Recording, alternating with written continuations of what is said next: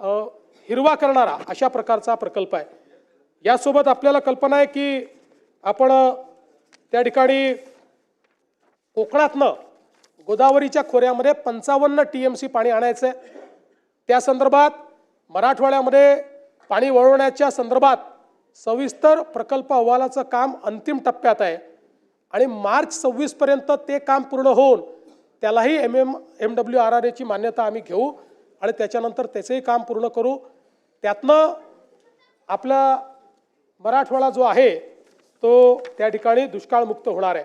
आणि यासोबत मला हे देखील सांगितलं पाहिजे, दमणगंगा एकदरे गोदावरी, दमणगंगा वैतरणा गोदावरी, नारपार गिरणा हे जे प्रकल्प आहेत या सगळ्या प्रकल्पांना आपण त्या ठिकाणी मान्यता देऊन काहींचे टेंडर निघालेले आहेत, काही टेंडर स्टेजवर आहेत आणि त्यातनंही मोठ्या प्रमाणात या ठिकाणी 2.41 लाख हेक्टर इतकी जमीन ओलिताखाली येणार आहे।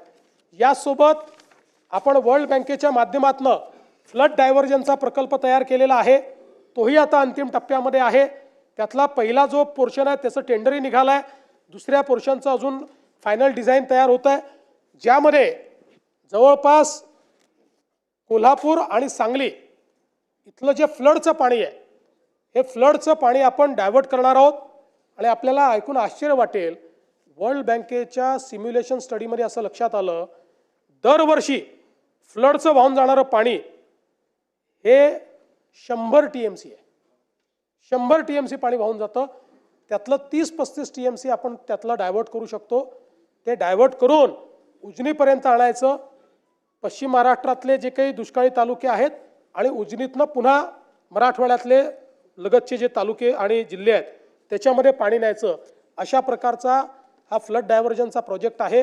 वर्ल्ड बँकेने याला सगळ्या प्रकारची मान्यता दिली आहे, त्याला निधी देखील वर्ल्ड बँक देतोय आणि यामुळे मला असं वाटतं की पुढच्या काळामध्ये हे सगळे प्रकल्प, आणि मी असं म्हणत नाही हे जनरेशनल प्रकल्प आहेत, यातल्या काही प्रकल्पांना 7 वर्ष लागतील, काहींना 8 वर्ष लागतील, पण हे प्रकल्प झाल्यानंतर दुष्काळ हा महाराष्ट्रामध्ये भूतकाळ होईल आणि विदर्भ मराठवाड्यातला दुष्काळ हा नेहमीकरता संपुष्टात येईल।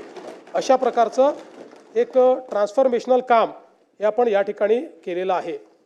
खरं म्हणजे आपण जर बघितलं तर विशेषतः हे सरकार जे आहे हे आणि 2014 पासूनच आपण एक नेहमी प्रयत्न केला की कुठल्याही परिस्थितीमध्ये निधी वाटपामध्ये असमतोल येऊ नये, विदर्भ मराठवाड्यावर अन्याय होऊ नये। राज्यपालांचे पूर्वी निर्देश असायचे, आता ते निर्देश नाही। सुधीर भाऊंनी सांगितलं आहे की आपले वैधानिक विकास मंडळ पुन्हा जिवंत करा, आपला प्रस्ताव केंद्रात गेला आहे, आम्ही पाठपुरावा करतोय, ते जिवंत करू। पण सुधीर भाऊ ते मंडळ नाही म्हणून तुम्हीही अर्थमंत्री होतात, तुम्ही कधी अन्याय होऊ दिला नाही, दादांनी अन्याय होऊ दिला नाही। त्या सूत्राप्रमाणे जे पैसे मिळाले पाहिजे त्याच्यापेक्षा तसूभर जास्तच पैसे हे विदर्भ मराठवाड्याला आपण दिले। आपण जर बघितलं तर विदर्भाला 23% पैसे देणं गरजेचं होतं, त्याऐवजी आपण विदर्भाला 25.85% दिलेले आहेत। मराठवाड्याला 18% देणं गरजेचं होतं, त्याऐवजी आपण 19% पैसे मराठवाड्याला दिलेले आहेत। त्यामुळे कुठेही अन्याय हा विदर्भ मराठवाड्यावर या सरकारमध्ये होणार नाही, हे देखील या निमित्ताने मला आपल्या लक्षात आणून द्यायचं आहे। ग्रामीण रस्त्यांच्या दर्जोन्नतीच्या संदर्भातले काही विषय आहेत, यामध्ये 6 जानेवारी 22 रोजीच्या शासन निर्णयान्वये 10,000 किलोमीटरचे उद्दिष्ट आपण दिले होते, त्यापैकी 9,992 किलोमीटरच्या कामांना ऑलरेडी मान्यता आपण दिलेली आहे आणि आता त्याचा दुसरा टप्पा, यामध्ये 7,000 किलोमीटरचे अजून रस्ते आपण घेतलेले आहेत, ज्यामध्ये 6,948 म्हणजे एकूण जर आपण विचार केला तर जवळपास 16,000 किलोमीटरच्या ग्रामीण रस्त्यांना आता मान्यता दिली आहे, त्याला निधी आपण उपलब्ध करून देतो आहोत आणि या रस्त्यांना आपण हे रस्ते केल्यामुळे मोठ्या प्रमाणात ग्रामीण रस्त्यांचा जो प्रश्न आहे तो प्रश्न या ठिकाणी आपण सोडवणार आहोत। सगळ्या याच्यामध्ये थीमॅटिकली केलं आपण। भास्करराव मी गोष्ट सांगतो, मी सातत्याने आमच्या सहकाऱ्यांना हे लक्षात आणून दिलं की आपण बीट अँड पीसेसमध्ये काम करू नये, आपण स्कीमॅटिक प्लॅन तयार करावा आणि प्लॅनप्रमाणे करावं। आपण बघा मुख्यमंत्री योजना आपण जेव्हा सुरू केली त्यावेळेस प्लॅनप्रमाणे आपण केलं। आता ही ग्रामीण रस्ते असतील, हॅमचे रस्ते असतील, आपण एक अमृतकाल रस्ते योजना तयार केली आहे आणि त्या रस्ते योजनेमध्ये आपण आत्ता कुठले आवश्यक आहे, नंतर कुठले आहेत, असं आपण त्याच्यामध्ये मतदारसंघांचा विचार नाही केला. आपण रस्त्याचा दर्जा, त्याच्यावरचा ट्रॅफिक, मुख्य केंद्र कुठले आहेत याचा विचार करून योजना तयार केल्या आणि त्या योजनेला आपण फायनान्स करतो. अध्यक्ष महोदय, यासोबत आपल्याला कल्पना आहे की आता आपण मागच्या काळामध्ये समृद्धीचं एक्सटेन्शन हे घोषित केलं होतं. या समृद्धीच्या एक्सटेन्शनमध्ये आता नागपूर गोंदिया द्रुतगती महामार्ग 162 किलोमीटर लांबीचा हा महामार्ग आहे. 18,539 कोटी रुपयाचा हा मार्ग आहे. आता जवळपास याचं लँड ॲक्विजिशन अंतिम टप्प्यामध्ये आलेलं आहे आणि त्यामुळे पुढच्या काळामध्ये अगदी तास सव्वा तासामध्ये आपल्याला गोंदियाला पोचता येईल. नानाभाऊंकडे आम्हाला लवकर पोचता यावं या दृष्टीने आपला 2 बायपास देऊ, बिलकुल 2 देऊ. एक जयंत पाटील साहेब म्हणतात एकाने नानाभाऊ जातील, एकाने प्रफुल्ल पटेल जातील. त्यानंतर भंडारा गडचिरोली हा द्रुतगती महामार्ग 94 किलोमीटरचा आहे. त्याला 12,903 कोटी रुपये आपण देतो आहोत. याचंही भूसंपादनाचं काम हे प्रगतीपथावर आहे. आणि त्यासोबत नागपूर चंद्रपूर द्रुतगती महामार्ग जो आमच्या सुधीर भाऊंची नेहमी त्या ठिकाणी एक आग्रह असायचा, तर त्याही संदर्भात आपण जवळपास 19,536 कोटी रुपयाचं हे भूसंपादन या ठिकाणी प्रगतीपथावर आहे. यासोबत गडचिरोलीमध्ये मोठ्या प्रमाणात आज मायनिंगचं काम चालू झालेलं आहे. तिथल्या रस्त्यांना मायनिंगचं जे काही वजन आहे ते पेलवलं पाहिजे आणि म्हणून त्या ठिकाणी देखील आपण एक मोठा कॉरिडॉर हा तयार करतो, ज्यामध्ये मोर, कोनसरी, मुळचेरा, हेदरीट, सुरजागड असा आपण हा रस्ता करतो. जवळपास या रस्त्यामुळे चंद्रपूर आणि गडचिरोली जिल्ह्याला मोठ्या प्रमाणात त्याचा फायदा होणार आहे. 2,492 कोटी रुपये त्याच्यावर आपण खर्च करणार आहोत. या व्यतिरिक्त 500 कोटी रुपये अजून वेगळ्या रस्त्यांना देखील गडचिरोलीमध्ये आपण त्या ठिकाणी दिले आहेत. नवेगाव, मोर, कोनसरी, मुलचेरा, हेडरी, सुरजागड या सगळ्या भागातल्या आवाजाऊन जे आहे त्याला देखील याचा मोठा फायदा होणार आहे. आणि या संदर्भात आता बाकी मान्यता प्राप्त आहे आणि वन जमिनीची देखील पहिली मान्यता आपल्याकडे आलेली आहे. बाकी प्रक्रिया आता त्याची जी आहे ती प्रक्रिया चाललेली आहे.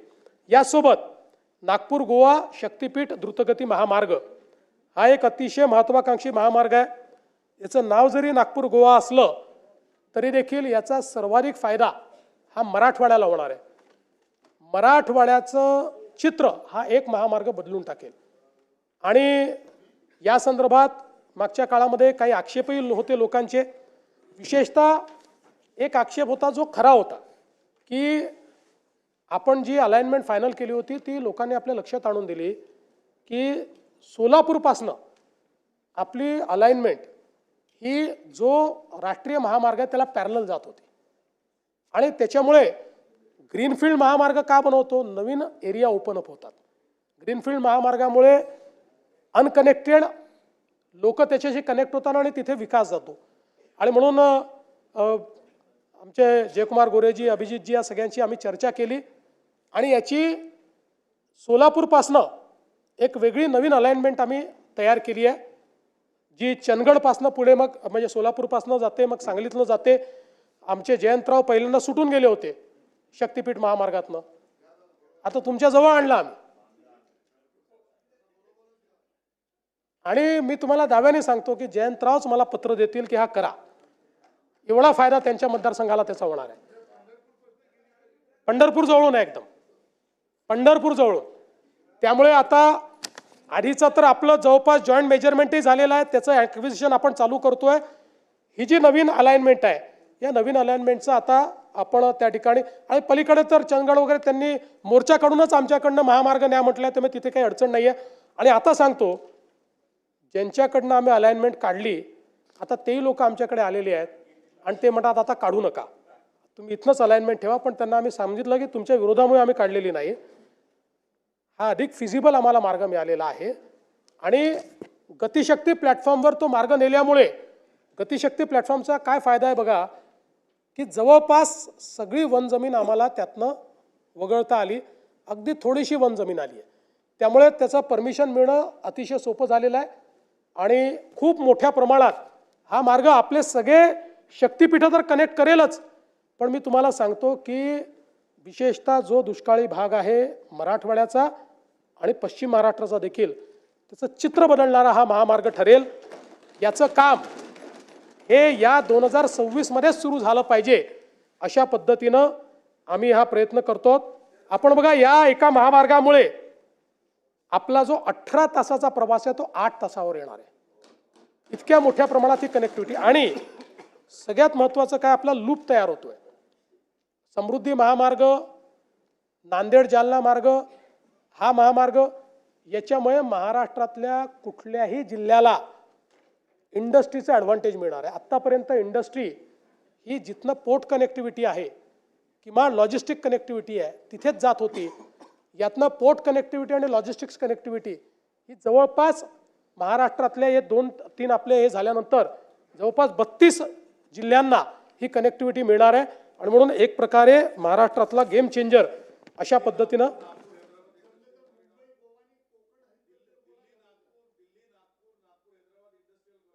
करणार आहे। तो केंद्राने अनाऊन्स केला तो। हो हो, मी जरा काय झालं, थोडा जास्त अभ्यास विदर्भ मराठवाड्याचा करून आलो ना। त्यानंतर एक अजून महत्त्वाचा मार्ग या ठिकाणी मुंबई कल्याण लातूर महाराष्ट्र हद्द हैदराबाद अशा प्रकारचा एक जनकल्याण द्रुतगती महामार्ग आपण तयार करतोय। आता हा जो महामार्ग आहे, आज जर आपण विचार केला तर आपल्याकडे मुंबईहून हैदराबादला जाण्याकरता जो एक मार्ग आहे तो समजा समृद्धी महामार्गाने जालना नांदेड निजामाबाद असं गेलो 717 किलोमीटर आहे। मुंबई पुणे सोलापूर हैदराबाद गेलो तर 707 किलोमीटर आहे। पण आता आपण हा जो नवीन महामार्ग करतोय, या महामार्गामुळे हे अंतर फक्त 590 किलोमीटर येणार आहे। आणि याचा सगळ्यात मोठा फायदा कोणाला आहे, लातूरपासून मुंबईपर्यंतचं अंतर 4.5 तासाचं होणार आहे। 4.5 तास।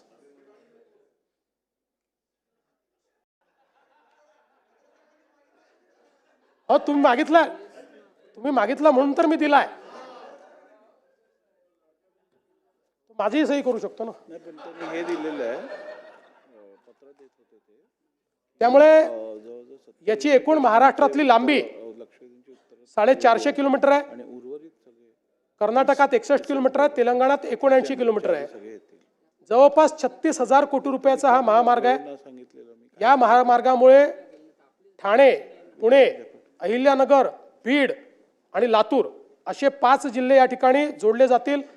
अंतर 130 किलोमीटरने कमी होईल आणि मुंबई ते लातूर प्रवास मी सांगितलं हा 4 तासावर येईल। सगळ्यात महत्त्वाचं काय की हा बदलापूरपाशी येतो। आता बदलापूरला आपण टनेल तयार केला आहे, त्या टनेलमधनं 15 मिनिटात आपण अटल सेतूवर पोहोचतो। त्यामुळे जो व्यक्ती लातूरून निघालेला आहे तो तिथे आल्यानंतर 15 मिनिटाला अटल सेतूवर येऊन अटल सेतूच्या माध्यमातून पुढच्या 20 मिनिटात मुंबईत येऊ शकेल। अशा प्रकारची ही कनेक्टिव्हिटी आहे। यातनं या सगळ्या जिल्ह्यांना वाढवण बंदर, नवी मुंबई विमानतळ याचं देखील एक मोठी कनेक्टिव्हिटी मिळते आहे। आणि मला असं वाटतं की खूप मोठा फायदा या माध्यमातून निश्चितपणे होणार आहे। यासोबत गडचिरोलीमध्ये देखील आपण एक विमानतळ तयार करायचा निर्णय घेतला होता। त्याचं लँड ॲक्विजिशनचं काम आता आपण चालू करतो। मला सांगताना आनंद वाटतो की आपण केंद्र सरकारला त्याचा OLS सर्वे दिला होता, त्याला त्यांनी मान्यता दिलेली आहे। त्याची फिजिबिलिटी ही ॲसर्टन झाली आहे आणि आपला प्रयत्न आहे की पुढच्या काळामध्ये Gadchiroli gateway to South India आपल्याला करायचं आहे आणि गडचिरोलीला पूर्ण क्षमतेची धावपट्टी ही आपण त्या ठिकाणी तयार करणार आहोत। त्या संदर्भातली जागा आपल्याकडे तिथे उपलब्ध आहे। गडचिरोलीपासून 8व्या किलोमीटरवर शहरापासून हा एअरपोर्ट आपण महामार्गाच्या लगत त्या ठिकाणी तयार करणार आहोत आणि नंतर चंद्रपूरपासून तिथे डेडिकेटेड रस्ता आणून सुधीर भाऊंना नागपूरच्या ऐवजी गडचिरोलीतनंच फ्लाईट मिळालं पाहिजे।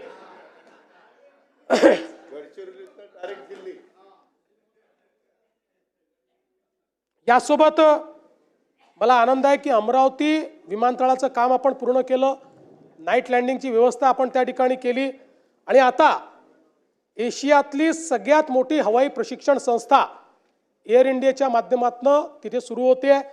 त्याचं काम आता जवळपास बांधकाम पूर्ण झालेलं आहे। पुढच्या 3-4 महिन्यात ते लोक त्याचं काम सुरू करतील. त्या संदर्भात 34 विमानं ते आणतायत तिथे, त्यातली 2 विमानं ऑलरेडी पोचलेली आहेत आणि 14 म्हणजे हे 34 विमानं आणि त्यासोबत 14 पायपर विमानं अशा पद्धतीनं त्या ठिकाणी अतिशय मोठी ही संस्था तयार होते. कारण आज आपल्याला माहिती आहे सर्वात जास्त पायलटची आपल्याला आवश्यकता आहे. आता जो इंडिगोचा प्रॉब्लेम झाला तो पायलटच्या कमतरतेनेच झाला आणि आता तर आपण 1000 नवीन फ्लाईट्स चालवायचे तर 10-15 हजार पायलट्स लागतील. त्यामुळे ही पायलट ट्रेनिंग अकॅडमी अमरावतीच्या अर्थव्यवस्थेला देखील एक नवीन कलाटणी देईल अशा पद्धतीची ही व्यवस्था आहे. अकोल्याचा जो विमानतळ आहे त्याचंही आता धावपट्टी जी आहे ती धावपट्टी वाढवण्याकरता आपण त्या ठिकाणी निधी उपलब्ध करून दिलेला आहे आणि ती धावपट्टीही आपण वाढवण्याचं काम करतो.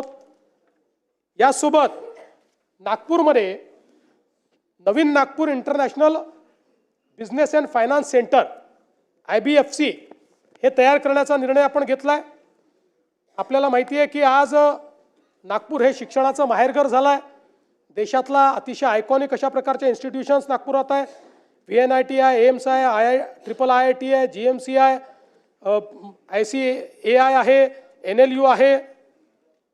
आपलं त्या ठिकाणी वेगवेगळ्या प्रकारच्या या ज्या काही संस्था आहेत या संस्थांमुळे एक मोठी औद्योगिक इकोसिस्टीम नागपूरला तयार झालेली आहे आणि म्हणून नवीन नागपूरची निर्मिती आपण करणार आहोत.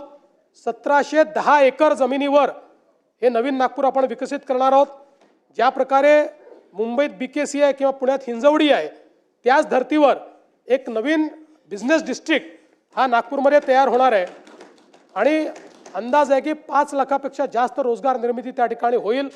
आणि विशेषतः या संदर्भात जमीन ॲक्विजिशनची जी काही आम्हाला कारवाई करायची आहे मोठ्या प्रमाणात शेतकऱ्यांनी त्या संदर्भातलं आपलं कन्सेंट आम्हाला दिलं असल्यामुळे आणि त्या संदर्भातले फायनान्शियल टाईप्सही झाले असल्यामुळे लवकरच याची जी काही जमीन आपल्याला घ्यायची आहे तीही घेण्याचं काम आपण करू. प्रधानमंत्री आवास योजनेच्या अंतर्गत मला सांगितलं पाहिजे की जवळपास 30 लाख घरं आता आपण बांधतो आणि हा एक रेकॉर्ड आहे की 16-17 ते 23-24 या कालावधीत आपण 13 लाख घरं बांधली. त्यानंतर आवास प्लसमधली आपली जी 2018ची यादी होती त्या यादीमध्ये एकूण 28 लाख लोक होते. आपल्याला केंद्र सरकारने एकाच झटक्यात 30 लाख घरं दिली. त्यामुळे आता आवास प्लस यादीत एकही त्या ठिकाणी कोणीही वेटिंग लिस्टवर नाही. आणि त्यानंतर आपल्याला ही परवानगी दिली की आता तुम्ही नव्याने कोणाची जर तुम्हाला नोंदणी करायची असेल तर त्याकरता नोंदणीचं पोर्टल उघडलं आणि हे 30 लाख घरं त्यातले 3 लाख पूर्णही झाली. या 30 लाख घरांना आपण ॲडिशनल 50,000 रुपये द्यायचं ठरवलेलं आहे आणि प्लस रूफटॉप सोलर देतो. पहिल्या दिवशीपासनं यांना विजेचं बिल येणार नाही अशा प्रकारची व्यवस्था ही आपण या ठिकाणी केली आहे. खरं म्हणजे झोपडपट्टी पुनर्वसनाशी संबंधित काही महत्त्वाचे मुद्दे आहेत पण त्या संदर्भात माननीय उपमुख्यमंत्र्यांनी आपलं जे काही याचं उत्तर होतं लक्षवेधीचं त्यात त्या संदर्भातल्या घोषणा केल्या आहेत. त्यामुळे मी पुन्हा सांगून आपला या ठिकाणी वेळ घेणार नाही. जे काही आपण वेगवेगळे प्रस्ताव या ठिकाणी करतो ज्यामध्ये BDD चाळ असेल, GTB नगर असेल, बांद्रा रिक्लेमेशन असेल, आदर्श नगर असेल, मोतीलाल नगर असेल, SVP नगर असेल, प्रत्येक ठिकाणी मोठ्या प्रमाणात पुनर्वसित लोक करून अधिकची आपण निर्मिती करतो. म्हाडाच्या 56 वसाहतीची योजना आपण केली आहे. त्या संदर्भात सेवा शुल्क आपण माफ केलेलं आहे. म्हाडा अभिन्यासातील भोगवटा प्रमाणपत्र प्रलंबित असलेल्या इमारतीकरता देखील आपण अभय योजना त्या ठिकाणी तयार केली आहे. स्वयं पुनर्विकासाचं अधिमूल्य हे देखील आपण त्या ठिकाणी कमी केलेलं आहे. अमीनभाई कमाटीपुराचा देखील आपण 33/9चा पुनर्विकासाचा प्रस्ताव त्या ठिकाणी टेंडर काढून आता त्यालाही आपण मान्यता दिलेली आहे. मुंबईतल्या जुन्या आणि मोडकळीस आलेल्या उपकर प्राप्त इमारतीच्या पुनर्विकासाचं नवीन धोरण आपण त्या ठिकाणी मांडलेलं आहे. स्वयं पुनर्विकासाच्या संदर्भात प्रवीण दरेकर यांच्या नेतृत्वात आपण एक कमिटी तयार केलेली आहे आणि अतिशय चांगल्या शिफारसी आल्यामुळे त्यालाही आपण चालना दिली आहे. जवळपास 1600 इमारती आता या स्वयं पुनर्विकास योजनेमध्ये त्या ठिकाणी पुनर्विकास करतायत. आपलं जे काही विशेषतः जलजीवन मिशन आहे या जलजीवन मिशनचे कामं जी अर्धवट राहिलेली आहेत त्या संदर्भात मुद्दा या ठिकाणी उपस्थित होतो. आपल्याला कल्पना आहे की जवळपास 35,000 कोटी रुपये आपण याच्यावर खर्च केले आहेत. पण जे काही सुरुवातीच्या काळातल्या डिझाईनच्या चुका असतील किंवा बाकी गोष्टी असतील, आता अर्धवट कामं पूर्ण करण्याकरता या योजनेला 44,000 कोटी रुपये अजून लागणार आहेत. 44,000 कोटी, 44,000 कोटी, 44,000.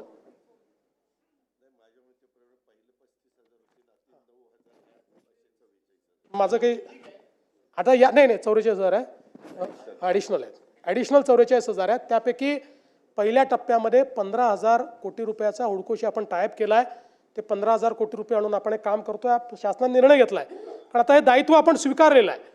टप्प्याटप्प्याने आपल्याला पूर्ण केंद्र सरकार आता द्यायला आपण त्यांना प्रस्ताव पाठवला आहे. पण त्यांचं म्हणणं आहे की तुमची राज्याची एक प्रकारे चूक आहे. तुम्ही जेव्हा डिझाईन केली योजना त्यावेळी अनफॉर्च्युनेटली अनेक ठिकाणी आपल्याकडे याचं डिझाईन करताना अधिकाऱ्यांनी घर बसल्या डिझाईन केलं आणि त्यामुळे त्यातल्या अडचणी आल्या. पण आता नीट याच्या संदर्भात एजन्सीज लावून थर्ड पार्टीचं परीक्षण करून प्रत्येक ही जी योजना आहे त्याला पूर्ण करण्याकरता किती निधी लागणार आहे त्याची फेर प्रशासकीय मान्यता ही आपण करतो आणि फेर प्रशासकीय मान्यता करूनच त्याला आपण निधी देणार आहोत.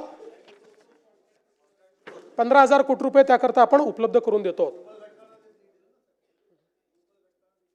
हो, ते तर आता काल अनाऊन्स केलं ना. यासोबत काही अजून विषय आहेत. आता त्या सगळ्या विषयांमध्ये मी जात नाही. मुख्य विषय आपला हो ते करणार ना. आपल्याला माहिती आहे की मुंबईमध्ये मेट्रोचं मोठं जाळं आपण तयार करतो. आतापर्यंत मुंबईमध्ये जी मेट्रोची लांबी कार्यरत आहे ती लांबी जवळपास 91 किलोमीटरची आहे. या 91 किलोमीटरच्या लांबीमध्ये रोज जवळपास 9,50,000 प्रवासी हे प्रवास करतायत. आणि आता पुढच्या 2 वर्षामध्ये या 91 किलोमीटरसोबत अजून 132 किलोमीटरची लांबी ही कार्यान्वित होईल. आम्ही निर्णय केला आहे की दरवर्षी 50 ते 60 किलोमीटर काम पूर्ण करायचं आणि त्यामुळे मोठ्या प्रमाणात मुंबईची कनेक्टिव्हिटी ही त्यातनं वाढणार आहे. पुण्यामध्ये 33 किलोमीटरचा मार्ग कार्यान्वित झाला आहे. त्यात 2.23 लाख प्रवासी सुविधेचा लाभ घेतात. आता ॲडिशनल त्या ठिकाणी 45 किलोमीटरचं काम प्रगतीपथावर आहे, ज्यातलं 27 किलोमीटर हे आपण पुढच्या 1.5 वर्षामध्ये पूर्ण करणार आहोत. नागपूरमध्ये 40 किलोमीटरचं काम पूर्ण झालं आहे. रोज जवळपास 1,10,000 प्रवासी त्याचा लाभ घेतात आणि अजून आपण 43 किलोमीटरचं काम आता हातामध्ये घेतलं आहे, जे पुढच्या 2 वर्षामध्ये आपण त्या ठिकाणी पूर्ण करू. यासोबत मुंबईमध्ये जी वेगवेगळी कामं आपण हातामध्ये घेतलेली आहेत, ज्यामध्ये आपल्याला कल्पना आहे की आपण आता ऑरेंज गेट टनेलचं काम चालू केलेलं आहे, ज्यातनं आपण भुयारी मार्ग करतो. आपण जो कोस्टल रोड आहे त्याचा नॉर्थ कोस्टल रोड करतो. आता आपण बांद्र्याहून वर्सोवाला पोचू. वर्सोव्यापासनं दहिसर आणि दहिसरपासनं भाईंदर अशा प्रकारचा आपण रस्ता आता केलेला आहे. आणि त्यासोबत आपण भाईंदरच्या उत्तरपासनं विरारपर्यंत हा देखील एक समुद्री मार्ग यालाही मान्यता दिलेली आहे आणि त्यालाही पुढच्या काळामध्ये आपण करणार आहोत. यासोबत वेगवेगळे जे टनेल्स आहेत ते देखील आपल्याला या ठिकाणी माहिती आहेत की ज्यातनं आपण मोठ्या प्रमाणात काम चालू केलेलं आहे. ठाणे ते बोरिवली भुयारी मार्ग, गोरेगाव ते मुलुंड लिंक रोड, उल्वे सागरी किनारा मार्ग, अटल सेतू इंटरचेंज आणि त्यासोबत आपल्याला माहिती आहे की मिसिंग लिंक जी आहे त्याचंही काम आता आपण पूर्ण करतो आहोत. पुण्याचा चक्राकार मार्ग आहे त्याचंही काम आपण आता हातामध्ये घेतलेलं आहे. या माध्यमातून मोठ्या प्रमाणात पुणे आणि मुंबई या महानगरांमध्येही आपण काम करणार आहोत. अध्यक्ष महोदय, यासोबतच या आपल्या प्रस्तावामध्ये गृह विभागाच्या संदर्भात देखील अनेक बाबी मांडण्यात आल्या आणि त्याही संदर्भात खरं म्हणजे गृह विभागाची चर्चा आपण नेहमीच घेतो, कारण हा सगळ्यात सेन्सिटिव्ह विभाग आहे आणि राज्यामध्ये एखादी घटना झाली तर त्याचे पडसाद हे या सभागृहात उमटणं हे अतिशय साहजिक आहे. ते प्रतिबिंब निश्चितपणे उघडत असतं. आपण जर बघितलं तर क्राईम इन इंडियाच्या रेकॉर्डप्रमाणे आपण प्रति लाख लोकसंख्येचा विचार केला तर गुन्ह्यांमध्ये क्राईम रेटमध्ये महाराष्ट्र 8व्या क्रमांकावर आहे. पण यामध्ये आपण जर बघितलं तर ऑक्टोबर 24च्या तुलनेत ऑक्टोबर 25 पर्यंतचं जर आपण स्टॅटिस्टिक्स बघितलं, आता मी नेहमी म्हणतो की आकडेवारी खरं म्हणजे याचं काही समर्थन होत नाही, पण आकडेवारीने समजतं म्हणून ते सांगावं लागतं. तर आपण जर बघितलं तर ऑक्टोबर 24च्या तुलनेत ऑक्टोबर 25 पर्यंत गुन्ह्यांमध्ये जवळपास 7,711 गुन्ह्यांची घट आहे, म्हणजे जवळपास 2.5% ती घट आहे. आणि याच्यामध्ये गत वर्षीपेक्षा खून, दरोडा, जबरी चोरी, घरफोडी, त्यानंतर या गुन्ह्यांमध्ये लक्षणीय वाढ झाली आहे. मात्र बलात्कार हा जो गुन्हा आहे त्याच्यामध्ये 375नी वाढ झालेली आहे. दोषसिद्धीचं प्रमाण हे मात्र मला या सभागृहाच्या नजरेस आणून द्यायचं आहे की 3 नवीन कायदे आल्यानंतर काय परिणाम आहे. आपल्याला माहिती आहे 2013 साली आपलं दोषसिद्धीचं प्रमाण हे 9% होतं. 100 गुन्हेगारांपैकी 91 गुन्हेगार सुटायचे, 9% होतं. त्यानंतर आपण 14 पासून ज्या उपाययोजना केल्या त्या उपाययोजनांच्या आधारावर आपण ते 50% पर्यंत आणलं. पण आता नवीन कायदे आल्यानंतर म्हणजे ऑक्टोबर 24 मध्ये आपलं दोषसिद्धीचं प्रमाण हे 50% होतं. आपण जर बघितलं तर आता नवीन कायदे आल्यानंतर हे दोषसिद्धीचं प्रमाण आपलं गेलंय 96.24% पर्यंत. 96.24. आणि असं नाही 70,000 गुन्हे त्यातलं हे आहे 96.24%. आणि अर्थात त्यातले समजा आपण छोटे गुन्हे काढून टाकले, काही कंपाऊंडिंग होतं तरी 70%.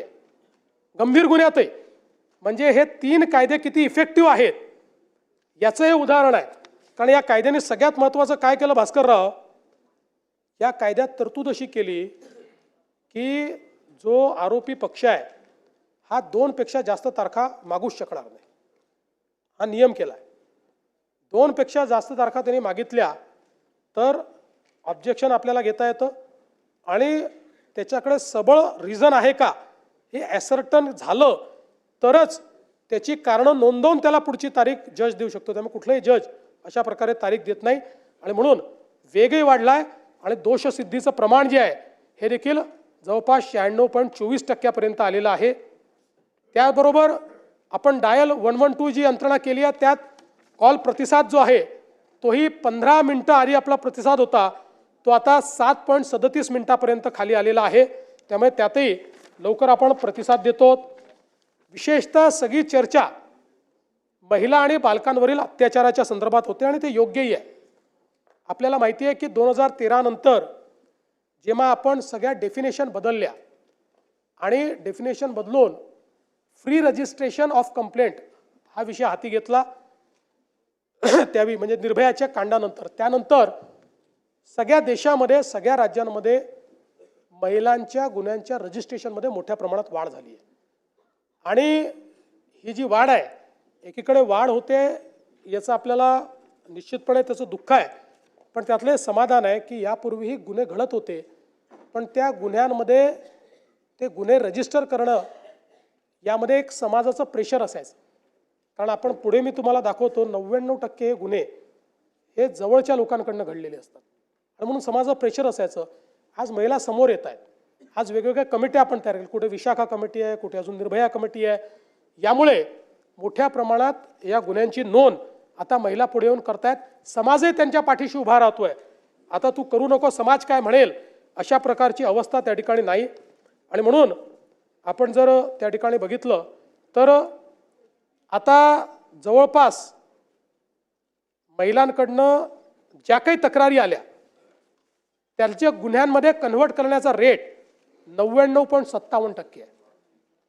म्हणजे तक्रार आली त्याच्या मेरिटचा विचार न करता पहिले ती तक्रार आपण नोंदवतो आणि त्याच्यानंतर त्यातलं तथ्य काय आहे. म्हणजे आत्ता सध्या प्रिझम्पशन आपण हे केलं आहे की महिला तक्रार करते तर ती योग्यच असेल अशा पद्धतीनं आपण या संदर्भात करतो. आणि मग आपण एक निर्णय अजून केला की महिलांच्या संदर्भातल्या गुन्ह्यामध्ये 60 दिवसाच्या आत चार्जशीट फाईल झाली पाहिजे. पूर्वी वर्ष करायचं नाही. आणि मग हे प्रमाण आपण सातत्याने वाढवत गेलो. आता मला सांगताना आनंद वाटतो की आता ऑक्टोबर 2025 पर्यंत 60 दिवसात निर्गती ज्याची आपण करू शकलो त्याचं प्रमाण 87.8% आहे. म्हणजे जे पूर्वी 25 किंवा 24% असायचं 2019ला आपण विचार केला 2020ला तर ते 45% होतं, ते आता 88% गेलं आहे. आपल्याला केंद्र सरकारने सांगितलेलं आहे की 90%च्या वर या ठिकाणी प्रमाण असलं पाहिजे आणि याचे डायनामिक नोंद होते. TISSO इन्व्हेस्टिगेशन ट्रॅकिंग सिस्टीम आहे फॉर सेक्शुअल ऑफेन्सेस, त्याच्यावर याचं ट्रॅकिंग होतं. त्यामुळे प्रत्येक राज्याची लिस्टच असते, कुठल्या राज्यामध्ये किती गुन्हे वेळेत त्याची चार्जशीट झाली. त्यात आपलं काम हे आता योग्य पद्धतीने चाललं आहे. फास्ट ट्रॅक कोर्ट देखील आपण सुरू केलेले आहेत. National mission for safety of women या संदर्भात आपण जी काही कारवाई आहे ती केलेली आहे. आणि जसं मी सांगितलं की रिस्पॉन्स टाईम हा महिलांच्या संदर्भात देखील मोठ्या प्रमाणात आपण केला आहे. लहान मुलींवरील लैंगिक अत्याचाराची जी प्रकरणं आहेत त्या प्रकरणामध्ये अशा प्रकारे गुन्हे दाखल करण्याचा जो दर आहे तो जवळपास 99.1% या ठिकाणी आहे आणि ते सगळे गुन्हे आपण उघडकीस आणलेले आहेत. आपण आता ऑपरेशन मुस्कानच्या माध्यमातून 2015 ते 2024 13 ऑपरेशन मुस्कान केले आणि 41,193 लहान मुलं आणि मुली यांचा शोध घेऊन त्यांना त्यांच्या घरी नेला आहे. आणि सगळ्यात महत्त्वाचं काय आहे तर याच्यामध्ये जवळपास 20,000 मुलं आणि 8,000 मुली ज्या आपण शोधून घरी पोचवल्या त्या आपल्या रेकॉर्डवरच नव्हत्या. त्यांच्या घरच्यांनी कुठलीही कंप्लेंट केलेली नव्हती. पण हे ऑपरेशन मुस्कानच्या माध्यमातून आणि आता ऑपरेशन शोध आपण चालू केलं. ऑपरेशन शोधमध्ये काय आहे तर आपल्याला माहिती आहे की वर्षभरामध्ये निघून गेलेले लोक परत येतात, परत आल्यानंतर पण एखाद वर्षानंतर शोधण्याची गती कमी होऊन जाते आणि म्हणून ऑपरेशन शोध जुन्या केसेसमध्ये शोध घ्या अशा पद्धतीने आपण चालू केला. आणि त्यातही जवळपास 17/4/25 ते 15/5/25 या कालावधीत ऑपरेशन शोध एक मोहिमेच्या अंतर्गत 4,960 महिला आणि 1,364 बालकांचा शोध घेण्यात आला आणि रेकॉर्डवर नसलेल्या अजून 106 महिला आणि 707 बालकांचा शोध हा या ऑपरेशनमध्ये घेण्यात आला. आणि तसंच आता ऑपरेशन शोधचा दुसरा जो टप्पा आहे तो टप्पा देखील या ठिकाणी चाललेला आहे. आणि मग एक आपला नेहमीचा मुद्दा या ठिकाणी येतो की अपहरणाचा मुद्दा एक सातत्याने आपल्याकडे मांडला जातो की किती अपहरण झालं अशा पद्धतीनं एक मुद्दा मांडला जातो. मुळामध्ये मला या ठिकाणी लक्षात आणून द्यायचं आहे की केंद्र सरकारने एक निर्णय केला आणि त्या निर्णयाच्या अंतर्गत केंद्र सरकारने सांगितलं की कुठलेही अशा प्रकारची महिला असेल, मुलगी असेल, घरातनं निघून गेली आणि 24 तासात जर ती सापडली नाही तर फौजदारी गुन्हा पकडायचा आणि मग किडनॅपिंगचा गुन्हा आपण दाखल करतो. अनेक वेळा नंतर त्या परत येतात, सापडतात, कधी घरगुती भांडणातनं त्या ठिकाणी गेलेले असतात. आणि म्हणून हा जो नंबर आहे हा नंबर फार मोठा सुरुवातीला आपल्याला दिसतो.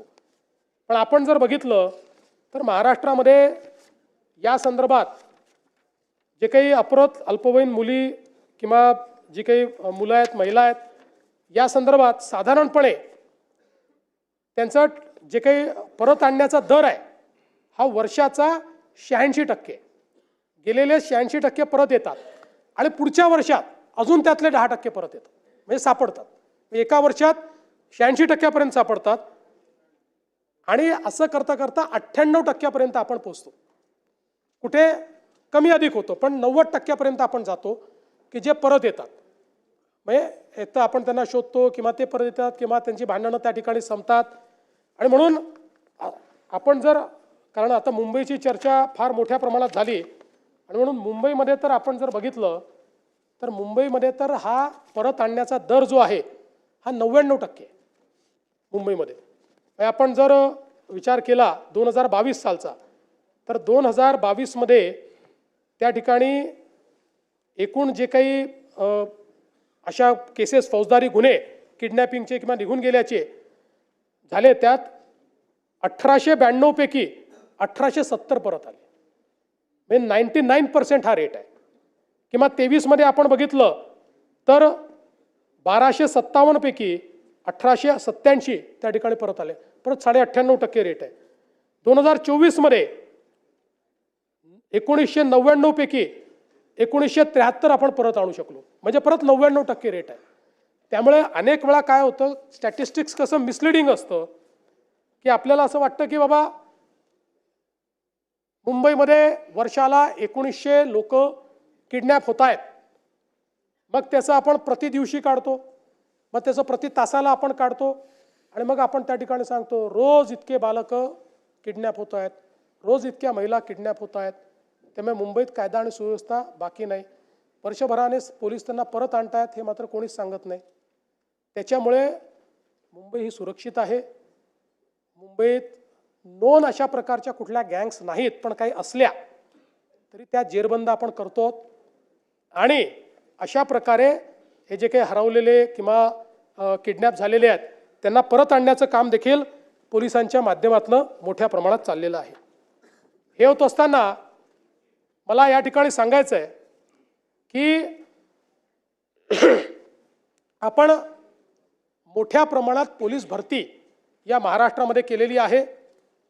गेल्या 10 वर्षात, मी गृहमंत्री जास्तीत जास्त काळ होतो म्हणून सांगतो, केलेली पोलीस भरती 88,633 आहे आणि गेल्या 3 वर्षात केलेली पोलीस भरती ही 51,207 आहे आणि आता पुन्हा 25,000 पोलीस भरती ही महाराष्ट्रामध्ये चाललेली आहे.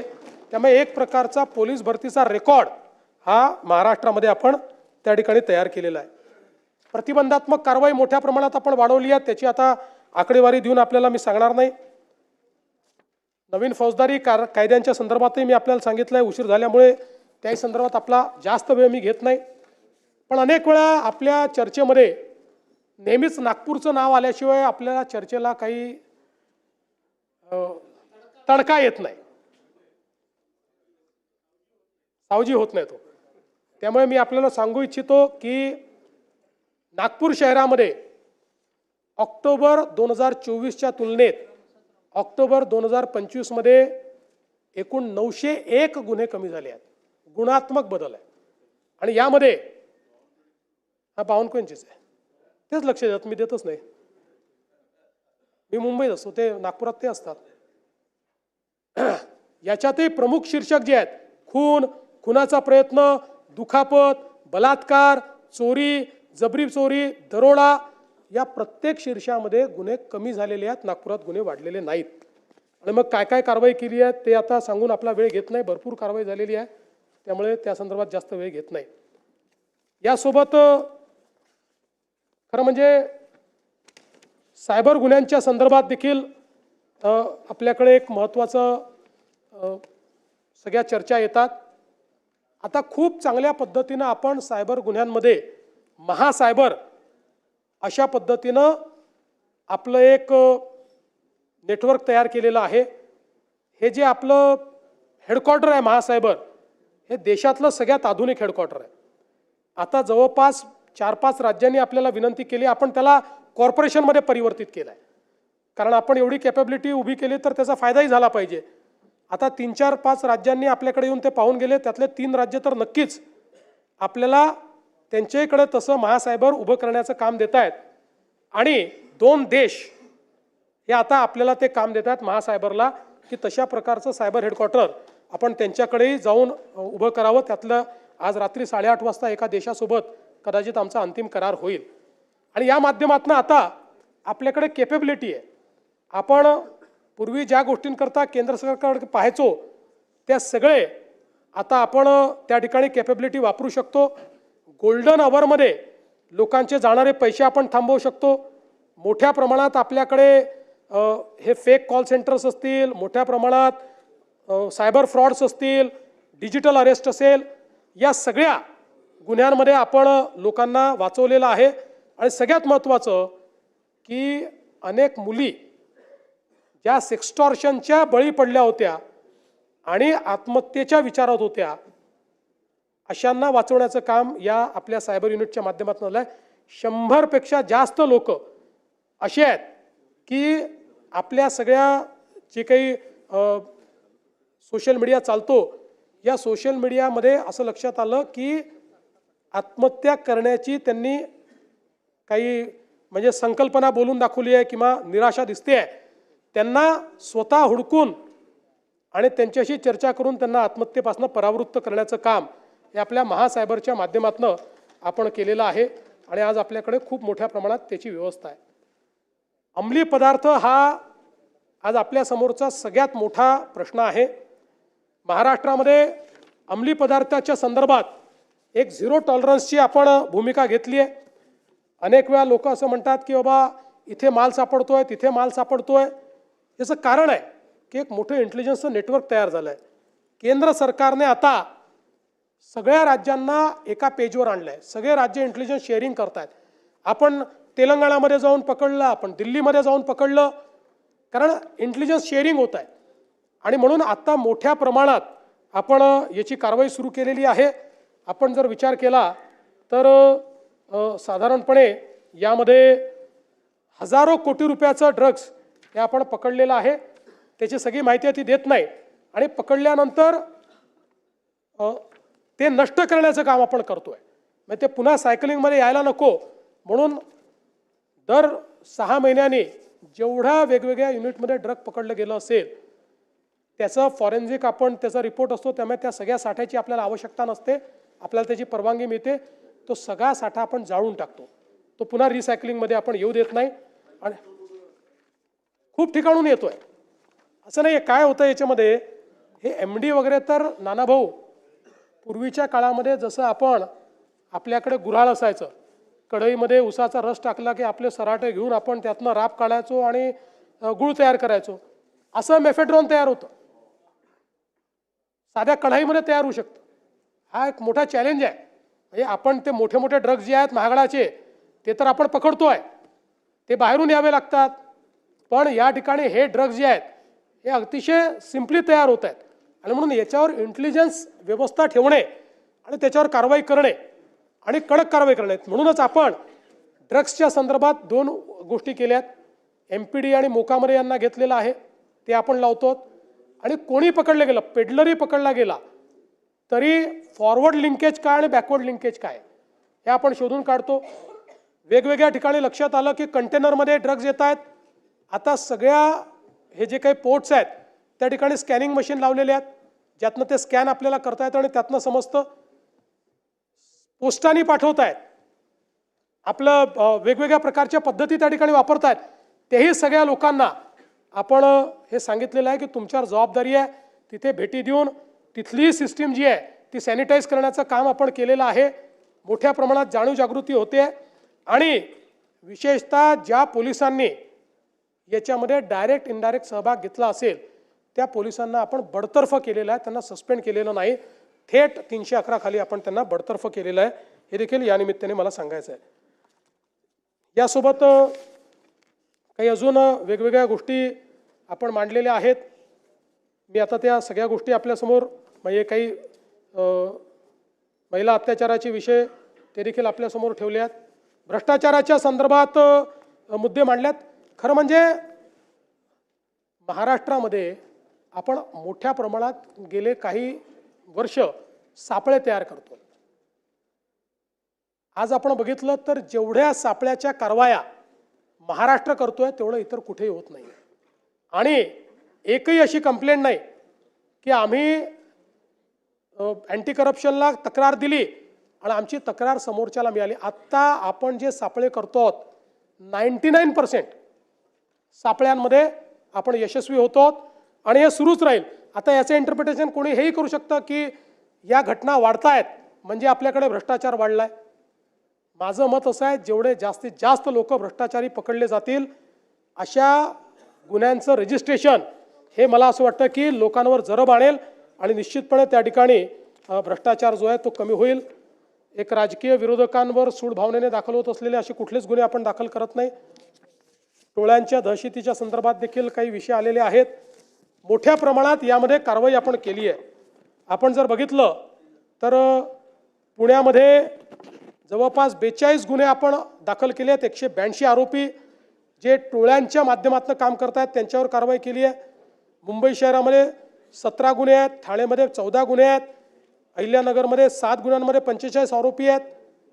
MPDAच्या कायद्याच्या अंतर्गत 528 लोकांवर कारवाई केली आहे. त्यानंतर 55, 56, 57च्या अंतर्गत 5163 लोकांवर कारवाई केली आहे आणि प्रतिबंधात्मक कारवाया 2028 लोकांवर केलेल्या आहेत.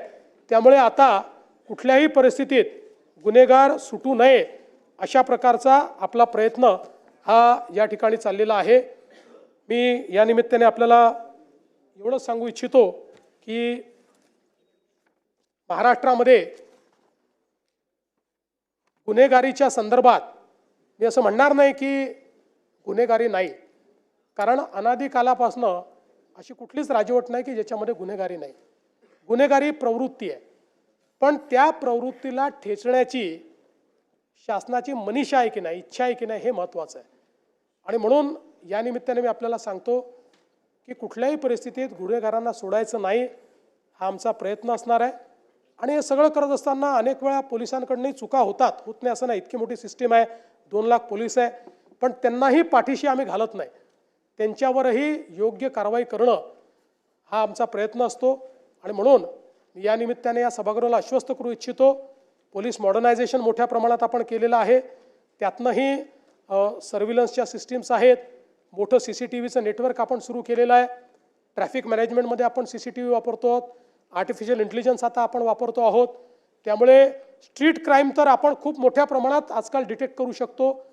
आणि म्हणून मी या सभागृहाला आश्वस्त करतो की आपण वेगवेगळ्या लोकांनी ज्या भावना मांडलेल्या आहेत आणि काही प्रकरणं देखील दिलेली आहेत, सगळ्या प्रकरणांचा मी उल्लेख केला नसला तरी त्या सगळ्यांवर आम्ही कारवाई करू आणि त्या संदर्भातली माहिती आपल्यापर्यंत पोहोचवू. पुन्हा एकदा सांगतो, आपल्या सगळ्यांच्या सहकार्याने आता नाही आहे माझ्याकडे, मागून देतो. त्यामुळे आपल्या सगळ्यांच्या सहकार्याने महाराष्ट्र पुढेच जातो आहे, महाराष्ट्र पुढेच जाईल, महाराष्ट्र थांबणार नाही, एवढंच सांगतो आणि माझं बोलणं संपवतो.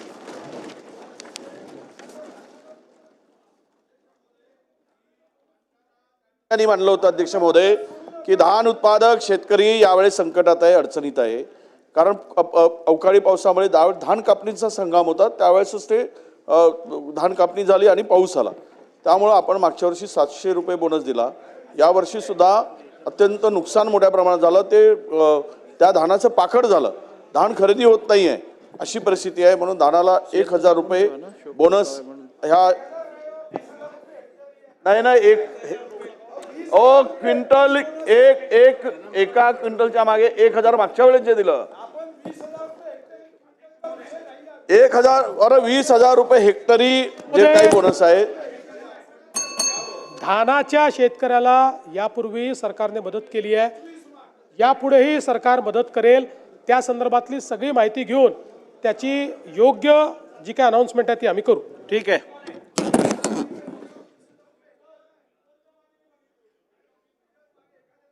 या विषयावर चर्चा झालेली आहे. सभागृहाने या तिन्ही प्रस्तावांवर विचार केलेला आहे. शोक प्रस्ताव.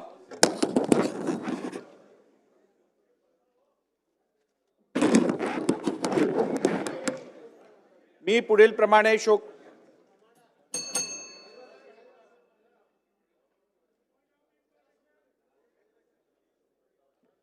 खालील प्रमाणे शोक प्रस्ताव मांडतो. श्री नानाभाऊ नारायणराव एंबडवार माजी विधानसभा सदस्य व माजी मंत्री यांच्या दुःखद निधनाबद्दल हे सभागृह अतीव्र दुःख व्यक्त करते. कैलासवासी नानाभाऊ नारायणराव एंबडवार यांचा जन्म 8 ऑक्टोबर 1936 रोजी यवतमाळ जिल्ह्यात केळापूर तालुक्यातील अंतरगाव येथे झाला. त्यांचे शिक्षण 10वी पर्यंत झाले होते. कैलासवासी एंबडवार यांनी महाराष्ट्र फॉरवर्ड ब्लॉकचे जनरल सेक्रेटरी म्हणून कार्य केले होते. ते सन 1967 1977 या कालावधीत यवतमाळ जिल्हा परिषदेचे सदस्य होते. यवतमाळ जिल्ह्यातील अनेक शैक्षणिक, सांस्कृतिक तसेच सामाजिक संस्थांशी त्यांचे निकटचा संबंध होता. अनेक जन आंदोलनात त्यांचा सक्रिय सहभाग होता. दिग्रस मतदारसंघाच्या सर्वांगीण विकासासाठी त्यांनी विशेष योगदान दिले होते. कैलासवासी एम्बडवार सन 1978-1980 मध्ये दिग्रस मतदारसंघातून काँग्रेस पक्षाकडून विधानसभेवर निवडून आले होते. त्यांनी सन 1980, 1985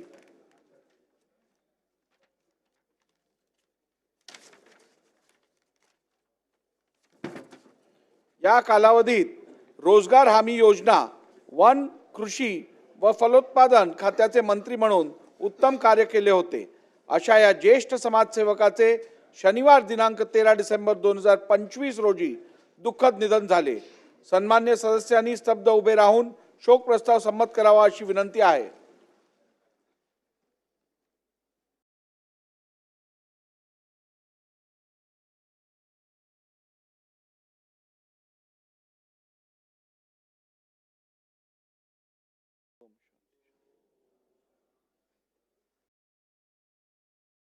सदस्यांनी खाली बसावे. शोक प्रस्ताव संमत करण्यात आला आहे. प्रस्तावाची एक प्रत व विधिमंडळाचे स्मृतिपत्र शोकाकुल कुटुंबियाकडे पाठवण्यात येईल.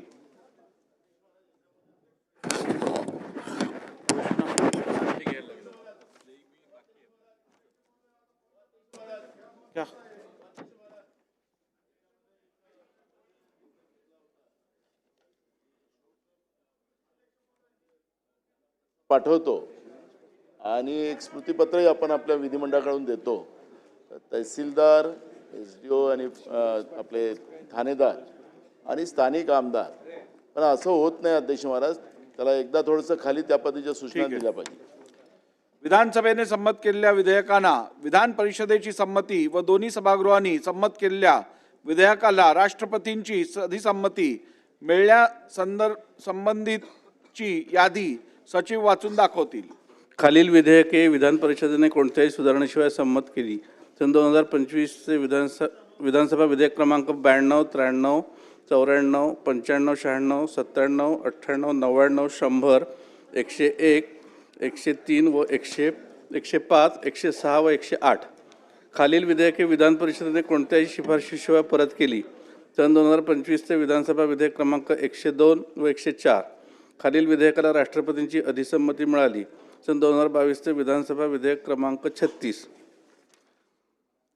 माननीय संसदीय कार्यमंत्री यांचा प्रस्ताव. माननीय अध्यक्ष महोदय, मी आपल्या अनुमतीने पुढील प्रस्ताव मांडत आहे. विधानमंडळ समित्यांच्या दौऱ्यादरम्यान सदस्यांचे आचरण कसे असावे याबाबत विचार विनिमय करण्यासाठी दोन्ही सभागृहांची संयुक्त समिती गठीत करण्यात यावी असा प्रस्ताव मी सभागृहात मांडत आहे. सदर समितीच्या सदस्यांची एकूण संख्या 9 असेल. या समितीवर विधानसभेचे 7 व विधान परिषद 2 सदस्य असतील. त्यानुसार सदर समितीमध्ये विधानसभा विधान परिषद खालील सदस्यांचा समावेश करण्यात यावा. फक्त यात विधान परिषदेच्या उपसभापती नीलमताई गोरेंनी एक पत्र दिलं आहे की या विधानसभेतली एक महिला सदस्य आणि विधान परिषदेतली एक महिला सदस्य असावी. ती 2 नावं ही नंतर सगळ्यांशी बोलून घेतो. विधानसभा सदस्य श्री चैनसुख संचेती जे या समितीचे प्रमुख राहतील. सुधीर मुनगंटीवारजी, विजयकुमार श्रीरामप्पा देशमुख, दीपक केसरकरजी, दिलीप वळसे पाटील, सुनील प्रभू, श्री अमीन पटेल, विधान परिषद सदस्य अमरीशभाई पटेल, रामराजे नाईक निंबाळकर. समितीची कार्यकक्षा लोकशाहीमध्ये संसद व विधिमंडळाचे असलेले अनन्यसाधारण महत्त्व लक्षात घेता विधिमंडळ समित्यांचे दौऱ्याच्या वेळी सदस्यांचे एकंदरीत वर्तन समस्त जनतेला प्रेरणादायी, अनुकरणीय व आदर्शवत ठरेल असे असले पाहिजे.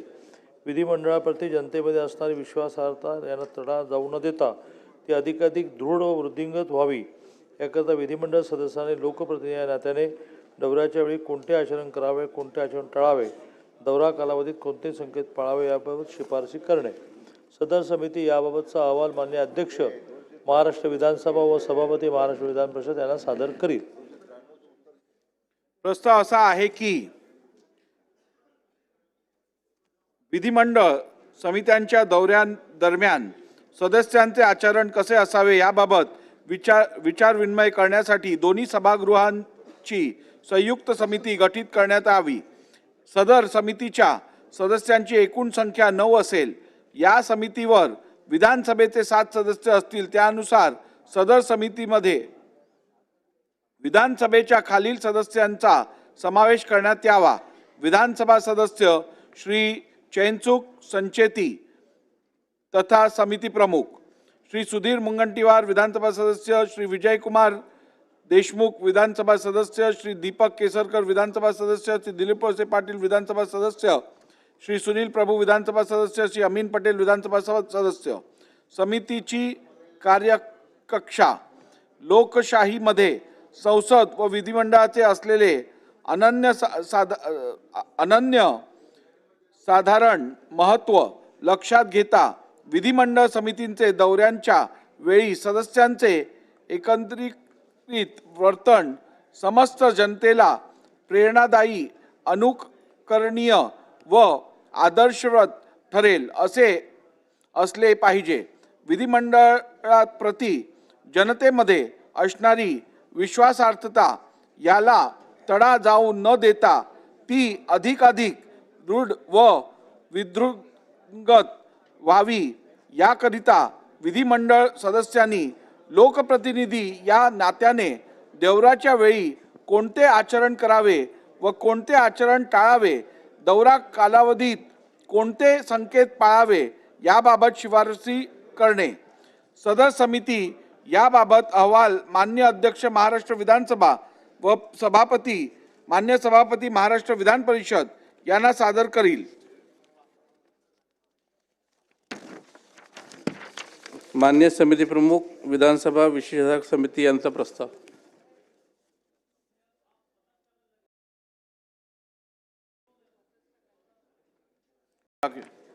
आता मी प्रस्ताव मतास टाकतो. अनुकूल असतील त्यांनी होय म्हणावे, प्रतिकूल असतील त्यांनी नाही म्हणावे. होयचे बहुमत आहे, होयचे बहुमत आहे. प्रस्ताव संमत झाला.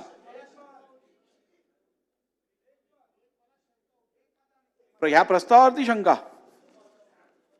एवढं वाचल्यानंतर पण शंका. विधानसभा विशेषाधिकार समितीकडे प्रचार ऐकलं आपलं, म्हणजे आपण बोलत होतो विचारात- मी माझ्या जागेवर नाही आलो, मी जागेवर इथं उभा होतो हो दरवाजा. हो. अध्यक्ष महोदय, माझी शंका फार काय अशी मोठी आपण काय याच्या विचारात घ्यावी असं काय नाही, परंतु आपण सदस्यांचं वर्तन कसं असावं, सभागृहामध्ये सदस्यांचं वागणं कसं असावं या संदर्भामध्ये ज्या काही मुंबई अधिवेशनमध्ये काही घटना घडल्या त्या पुन्हा घडू नये म्हणून आपण एक समिती स्थापन करतोय. पण माझा मुद्दा एवढाच आहे की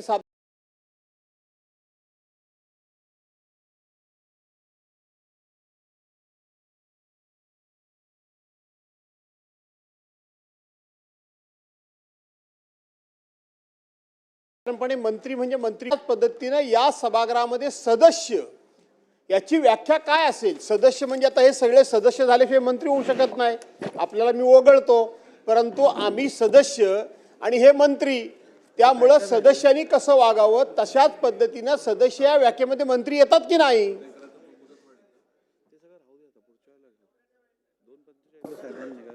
अध्यक्ष महोदय, विधानसभा विशेषाधिकार समितीचे विचारार्थ प्रलंबित असलेल्या एक श्री विजयकुमार गोरे, मान्य ग्रामविकास मंत्री. गमतीतच घ्या, फार काय सिरियस घेऊ नका. आपण त्याच्यामध्ये सदस्यांनी कसं वागावं बरोबर या संदर्भामध्ये एक समिती करतोय का, तर मुंबईमध्ये एक अनुचित प्रकार घडला, तो पुन्हा घडू नये. साधारणपणे सदस्य म्हणजे आपण सोडून हो मंत्री हे सुद्धा पहिल्यांदा सदस्य होतात म्हणून ते मंत्री होतात. हो बरोबर. आम्ही सदस्य हे सदस्यच आहोत, याच्या मागे बसणारे सदस्य हे सदस्य आहोत. आणि म्हणून माझा संशय एवढाच आहे की सदस्य ह्या व्याख्येमध्ये मंत्री येतात की नाही, का सभागृहामध्ये मंत्र्यांनी कसंही वागावं, एवढं जरा खुलासा सांगा. 100% येतात. आपण जर नियम 2 बघितलात तर त्याच्यात सदस्याची व्याख्या दिलेली आहे आणि त्यात मंत्री ही पहिली सदस्य आहे याचा उल्लेख आहे. आणि आर्टिकल 124 मध्ये पण स्पष्टपणे लिहिलेलं आहे की मंत्र्याचे अधिकार हे सदस्याचे पण असतील. म्हणजे एखाद्या मंत्र्याला जर का सभागृहात एखाद्या चर्चेत भाग घ्यायचा असेल तर मंत्री असल्यामुळे तो त्या चर्चेत भाग घेऊ शकत नाही असं नाही आहे. आणि त्यामुळे प्रत्येक मंत्री हा सर्वप्रथम या सभागृहाचा सदस्य म्हणून कार्य करत असतो आणि त्यानंतर कार्यकारी मंडळाचा सदस्य म्हणून काम करतो. चला पुढे. अध्यक्ष महोदय, मी आपल्या अनुमतीने असा प्रस्ताव मांडतोय की विधानसभा विशेषाधिकार समितीच्या विचारार्थ प्रलंबित असलेल्या एक श्री जयकुमार गोरे मान्य ग्रामविकास मंत्री महाराष्ट्र राज्य यांनी श्री रोहित पवार विधानसभा सदस्य यांच्या विरुद्ध दिनांक 5 मार्च 2025 रोजी उपस्थित केलेल्या विशेषाधिकार भंगाचा अवमान प्रकरण 2 श्री जयकुमार गोरे मान्य ग्रामविकास मंत्री महाराष्ट्र राज्य यांनी लय भारी यूट्यूब वाहिनीचे संपादक श्री चालक श्री तात्या सो उर्फ तुषार आबाजी खरात यांच्या विरुद्ध दिनांक 5 मार्च 2025 रोजी उपस्थित केलेल्या विशेषाधिकार समिती भंग व अवमानाचे प्रकरण या दोन्ही प्रकरणावरील विशेषाधिकार समितीचा अहवाल सादर करण्याकरिता महाराष्ट्र विधानसभा नियम 183 1 च्या परंतु कान्वे पुढील अधिवेशनापर्यंतच्या शेवटच्या दिवसापर्यंत मुदतवाढ देण्यात यावी ही विनंती. ठीक आहे, चला पुढचं घ्या. थांबा बसा, पुढचं घ्या. नाही पुढे आता नाना भाऊ किती वेळा तेच. ठीक आहे, बघू. ठीक आहे, मग मी निर्णय घेईन ना. तुम्ही असं कसं मला वेटीवर तर धरू शकत नाही. चला द्या.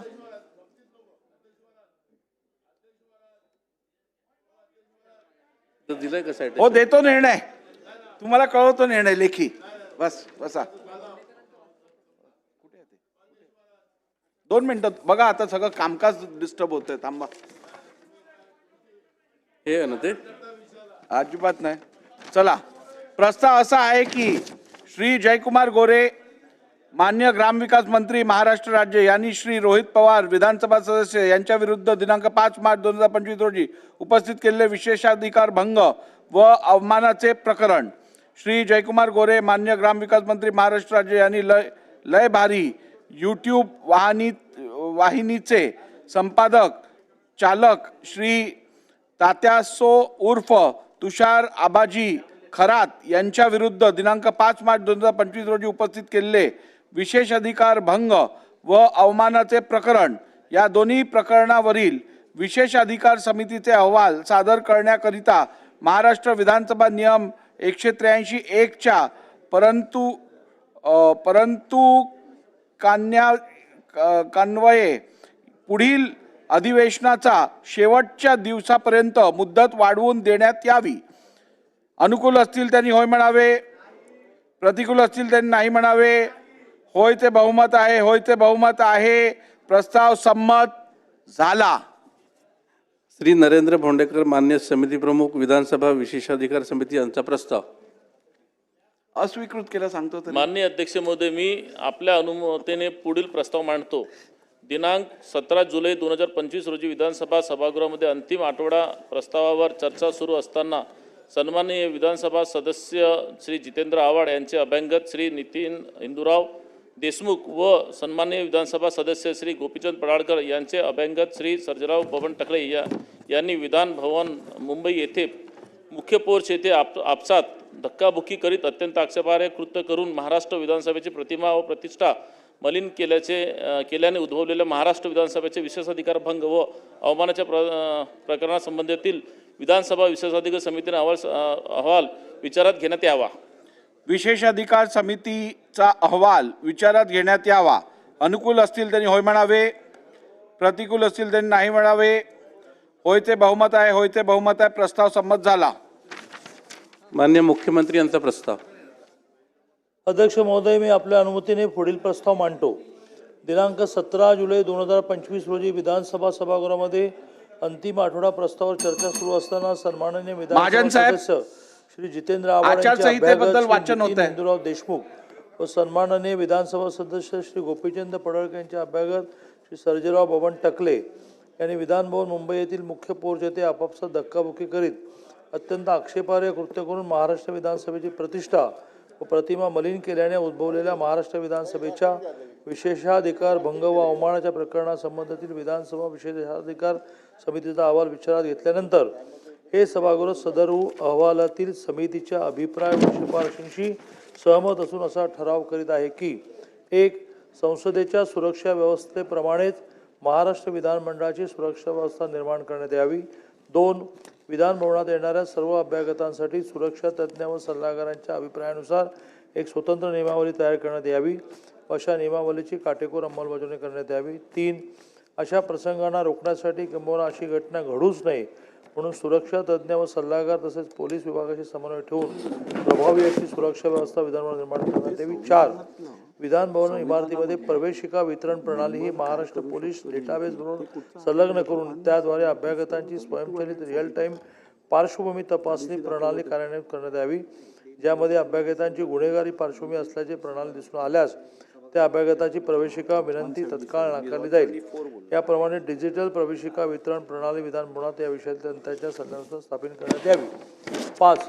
विधानमंडळाच्या सन्माननीय सदस्यांनी विधानमंडळाच्या प्रसिमेत अभ्यागतांना घेऊन येताना दक्षता घ्याव्यात व सर्व सन्माननीय सदस्यांनी अभ्यागतांच्या सुरक्षा तपासणीमध्ये विधानमंडळाच्या सुरक्षा अधिकारी व कर्मचाऱ्यांना सहकार्य करून एक आदर्श निर्माण करावा. तसेच सन्माननीय सदस्यांच्या भेटीला येणाऱ्या अभ्यागतांची सुरक्षा तपासणी व सुरक्षा सूचनांचे सौजन्याने आणि शीघ्रतेने पालन करावे.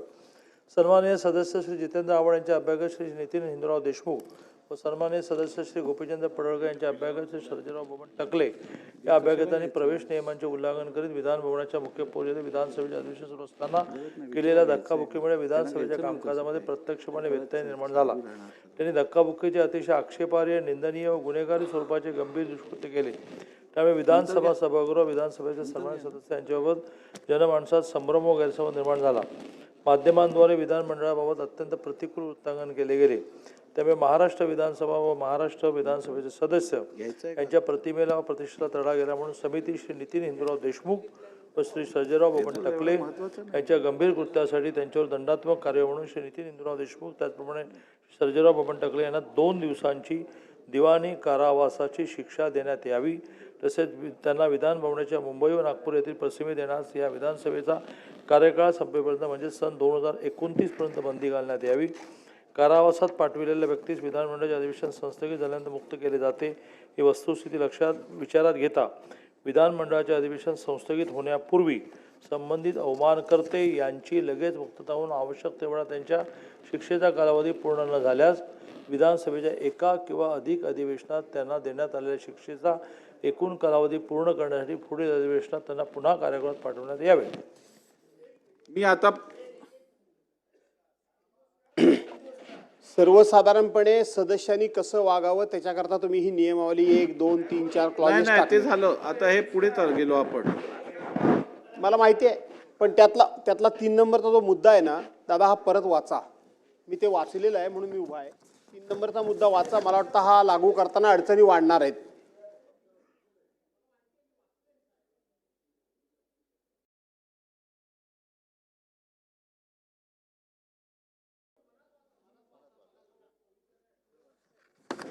ठीक आहे, चला.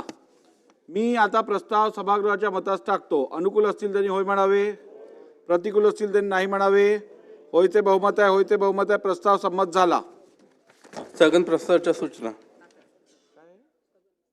आज प्राप्त झालेल्या सर्व स्थगन प्रस्तावांना दालनात अनुमती नाकारण्यात येत आहे.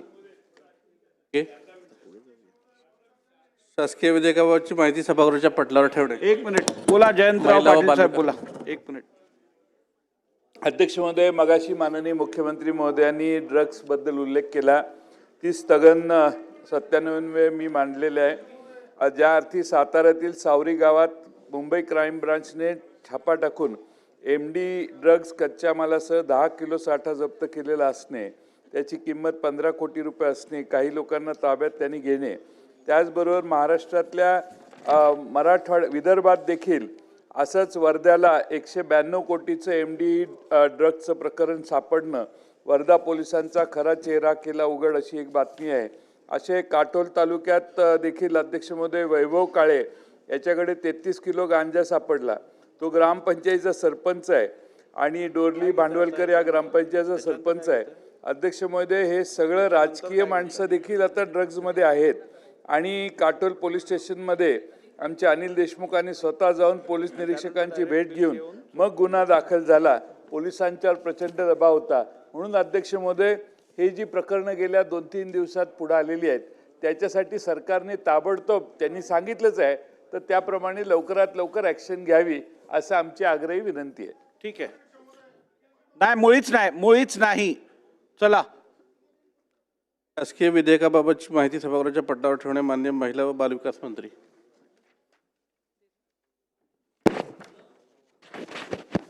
अध्यक्ष महोदय, मी आपल्या अनुमतीने सन 2025चे विधान परिषद विधेयक क्रमांक 15 महाराष्ट्र भीक मागण्यास प्रतिबंध करण्याबाबत सुधारणा विधेयक 2025 वर दिनांक 11 डिसेंबर 2025 रोजी झालेल्या चर्चेत श्री नाना पटोले विशेष यांनी कुष्ठरोगी रुग्णांच्या संख्येबाबत उपस्थित केलेल्या मुद्द्याची माहिती पटलावर ठेवतो. माहिती सभागृहाच्या पटलावर ठेवण्यात आली. चला, भुसे साहेब तुमचं निवेदन घ्या. एकच मिनिट द्या. मत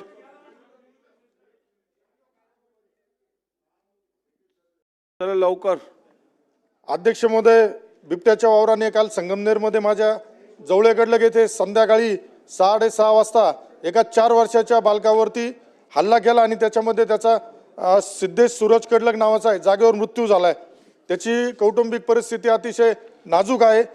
ज्या पद्धतीने बिबट्याचा मुक्त संचार संगमनेर तालुक्यामध्ये वाढला आहे याच्यामुळं कायदा सुव्यवस्थेचा सुद्धा प्रश्न निर्माण झाला होता. काल तिथं त्याची बॉडी हातात घेण्यासाठी सुद्धा कुटुंब नकार देत होतं. त्यामुळे अध्यक्ष महोदय, माझी आपल्या माध्यमातून विनंती आहे का कडलक कुटुंबातील व्यक्तींना आर्थिक मदत तसेच अध्यक्ष महोदय त्यांना शासकीय नोकरीबाबत त्यांचा विचार व्हावा. तसेच त्या 4 वर्षाच्या बालकाचा आधार कार्ड नाही आहे, त्यामुळे त्याला कागदपत्रामध्ये कुठली अडचण येऊ नये. ज्या पद्धतीने हे नरभक्षक बिबट्यांची संख्या वाढलेली आहे, या नरभक्षक बिबट्यांना तत्काळ स्थानिक स्तरावरतीच त्या अधिकाऱ्यांना जर अधिकार दिले तर त्यामध्ये त्यांना तत्काळ मारण्यात येतील. चला.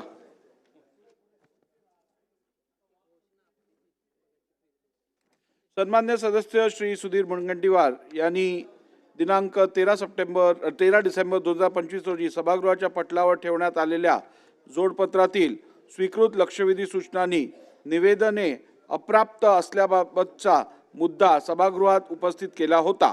या अनुषंगाने दिनांक 14 डिसेंबर 2025 रोजी चे सभागृहातील कामकाज संपण्या अगोदर प्रलंबित लक्षवेधी सूचनांची निवेदने या सचिवालयास सादर करण्याबाबत निर्देश देण्यात आले होते.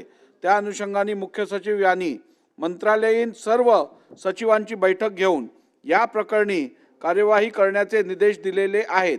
सदर प्रकरणी होणारा विलंब क्षमापित करण्यात यावा. तसेच दिनांक 15 जानेवारी 2025 पर्यंत प्रलंबित निवेदनाचे सादर करण्यास मुदत वाढ करण्यात यावी अशी विनंती मुख्य सचिव यांनी केली आहे.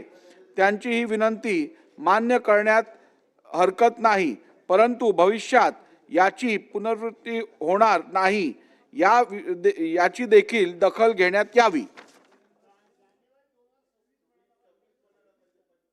2026 जानेवारी 2026 25 लिहिलंय.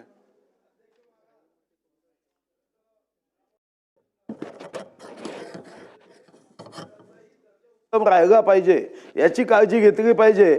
जसं सदस्यांची नीतिमत्ता उच्च दर्जाची पाहिजे तशीच आपल्याही लोकशाहीची जी कामाची पद्धत आहे ती दर्जेदार राहावी. आणि तुमचं मनापासून धन्यवाद. धन्यवाद.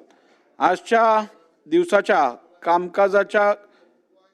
कामकाजाच्या क्रमात दर्शवलेल्या सर्व अर्धा तास चर्चांच्या सूचना पुढील अधिवेशनात घेण्यात येतील. त्याची छापील उत्तरं मिळतील.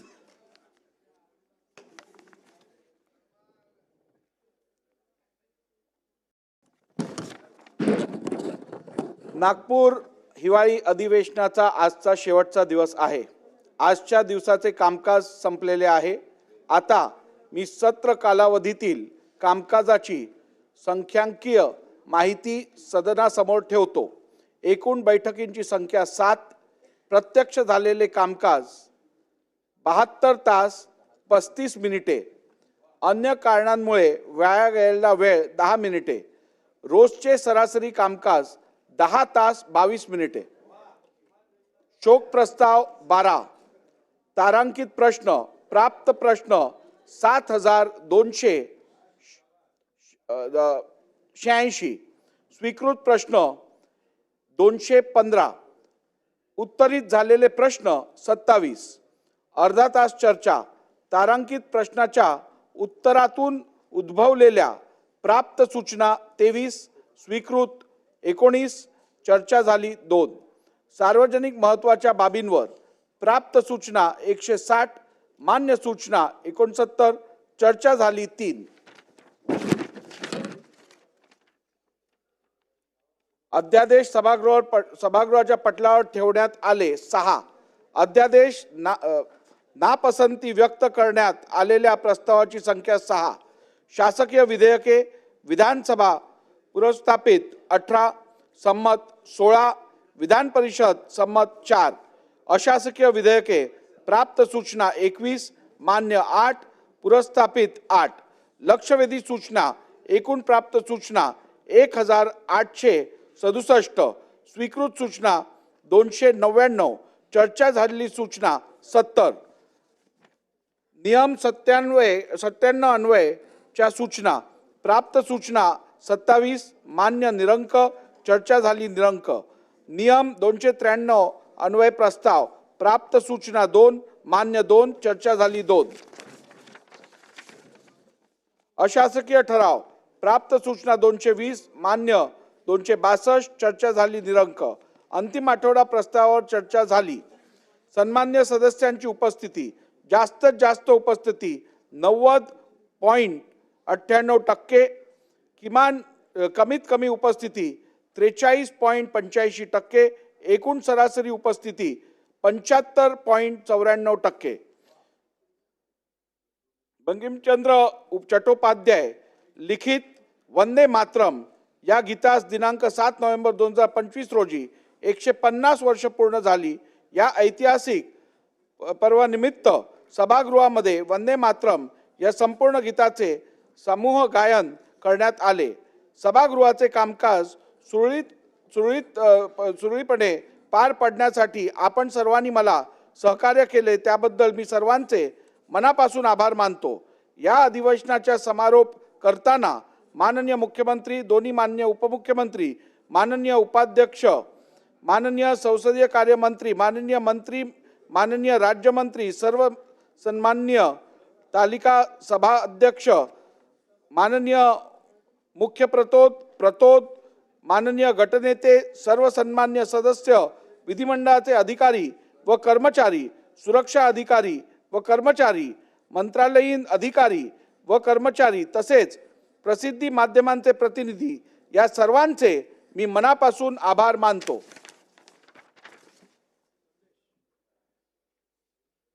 विधानसभेच्या पुढील अधिवेशनासंबंधी घोषणा. मी खालील घोषणा करतो.